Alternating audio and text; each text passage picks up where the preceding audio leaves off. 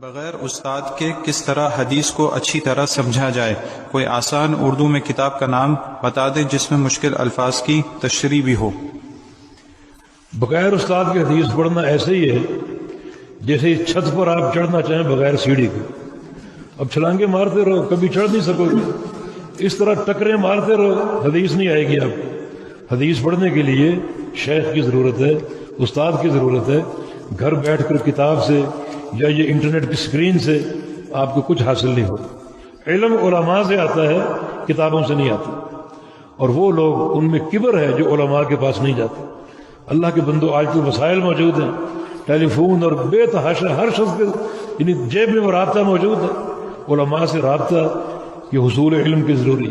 اللہ کے پیارے پیغمبر کو فرمان ہے قرب قیامت جہالت پھیل جائے گی اور علم اٹھ جائے گا۔ آگے کیا فرمایا کہ اللہ تعالیٰ علم کیسے اٹھائے گا؟ علماء کو قبض کر کے۔ لائبریریاں ہوں گی، کتابیں ہوں گی، کمپیوٹر ہوں گے، گوگل وغیرہ سب ہوگا، علماء نہیں ہوں گے، علم ختم ہو جائے گا۔